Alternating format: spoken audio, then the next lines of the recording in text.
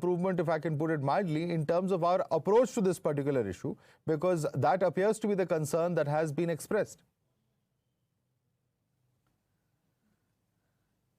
But why shouldn't it be an area of contention or an area that one wants to address? You had Rajnath Singh ji, you had Amit Shah ji, you had Nadda ji, all engaging and speaking on this issue, because if we as a community, and being the largest Hindu state, so to speak, world over, it is our moral duty also to ensure that humanity is not ostracized and is not completely caught in a crossfire.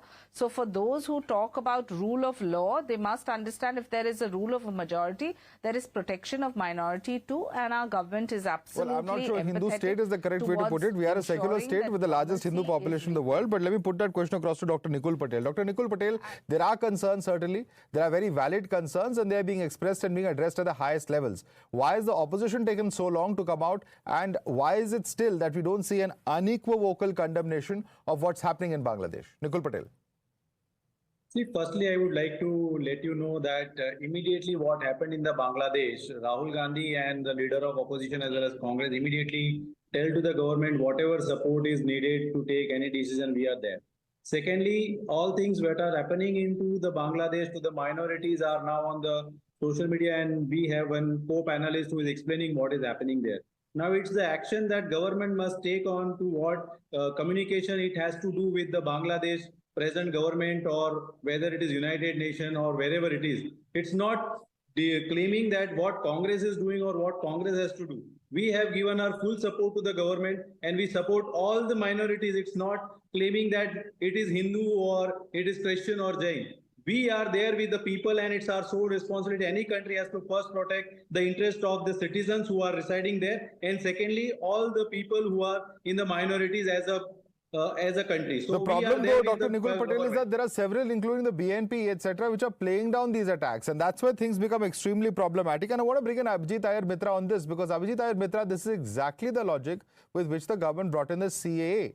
The question that many are asking, though, is that if there's a cutoff date that has been built into the CAA, how on earth are we going to help those people who might want to cross the border and escape the persecution that they may be facing? Abhijit. Absolutely, Madhav. So if you remember, even during the CA discussions on Times Now, I went on saying that 2014 as a cutoff date is not good.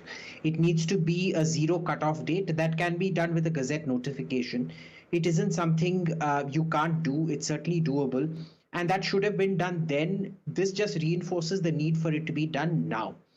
That said, we need to remember that the Hindus of Bangladesh are in a hostage situation right now. It has always been used as leverage against India, not for the first time. This has been done several times over and over and over again. If you remember, in the 60s, when the Hazrat Bal relic disappeared for a few days, was stolen for a few days, there was full-on pogroms of Hindus out there to get that relic back. So this is an old thing that is continuing. Now, in this particular place, we need to be asking who needs to be doing what, who needs to be saying what.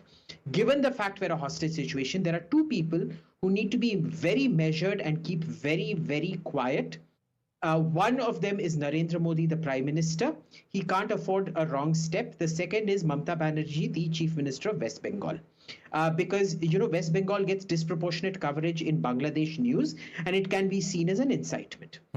But the other people, the Samajwadi Party, NCP, what have you, keeping quiet, especially the Congress keeping quiet on this, is inexcusable.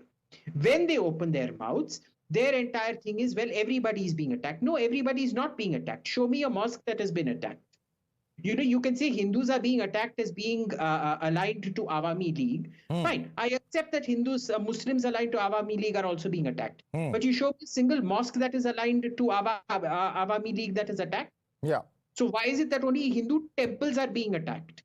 Why is it only Hindu places of worship? What alignment did the place of worship have? And there are serious questions, because there are those who question that follow the Bangladesh media, they have not reported this, etc. But there could very well be a pressure on them, or all sorts of biases that could also be perhaps that would be creeping into that coverage. We'll have to leave it there for the moment. China NC, Abhijit Iyer Mitra, Sumohan Mukundadas Brahmachari, Dr. Nikul Patel, Kapish Srivastav, thanks so much for joining us this evening.